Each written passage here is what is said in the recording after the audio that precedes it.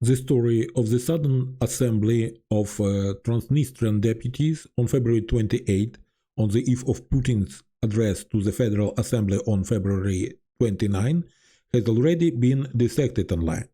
According to the forecast of some experts and journalists, the Assembly may confirm the decision of 2006 requesting inclusion of PMR, Transnistrian Moldavian Republic, into the Russian Federation and again appeal with similar request to the Russian Tsar. And Putin, in turn, may simply agree this time. As of now, the Ukrainian military intelligence denies that anything like this will be announced. According to intelligence reports, the focus will be on economic issues and it will be an attempt to exacerbate some tensions. This is to pressure Moldova into reversing the autumn decision that reinstated tariffs on Transnistrian goods. And I would like to say that Moldova experts also point out that it is currently not advantageous for Russia to annex the PMR. There is no shared border and no real opportunity to significantly influence the economic situation. Plus, it is unclear how pro-Russian voters will react in the eve of Moldova's presidential elections. So, all of these thoughts, they are correct and logical. But, firstly, in 2014, during the unlawful annexation of Crimea, from an external perspective, there were not any particular reasons either, only numerous risks. However, there was internal Russian logic, a sharp rise in the leader's popularity and consolidation of power.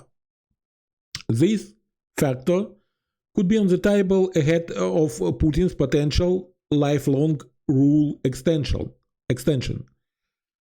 Secondly, the Kremlin has repeatedly proven that it is willing to exert pressure until it gets what it wants. Seizing Transnistrian Moldavian Republic seems illogical if viewed linearly in terms of winning fair democratic elections in Moldova. But who said this is a priority for Moscow?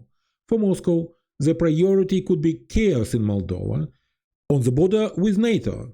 And this spells trouble for Romania and logistical issues for Ukraine. And Romania, by the way, also has elections in this year, in 2024.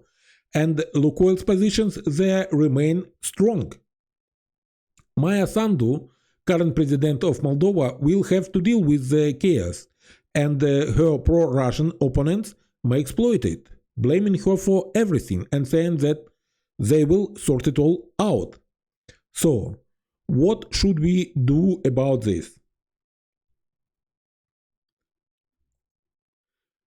At the very least, we should draw the attention of Brussels and Washington to the fact that this could be a third protracted conflict where negotiations and playing by the rules with Western mediation have ended poorly for those playing by the rules. Russia has destroyed our Minsk process, making France and Germany look like fools.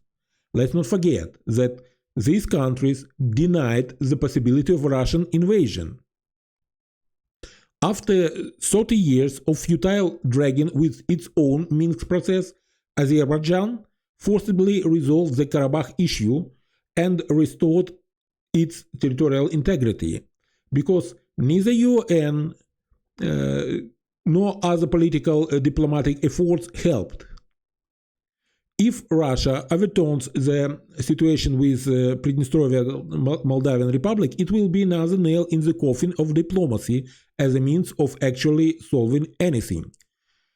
Playing on raising stakes is the Kremlin's favorite pastime. If the West doesn't find the right words for Moscow and hesitates, Western mediation worldwide will be perceived as a wandering circus. Europe is being attacked by farmers and migrants. The US has its own movie going on. Plus Israel, plus Iran, plus the spoiled brat in North Korea, plus elections practically everywhere. And in Moscow, they may conclude that the West simply doesn't have enough hands to deal with all this. And naturally, there is nothing good for Ukraine in Transnistria story. But if the Moldovan government shows firmness and decides to deal with this rot, Ukraine may effectively participate and help with it. Thank you for watching, thank you for your attention, have a nice day, and Slava Ukraini!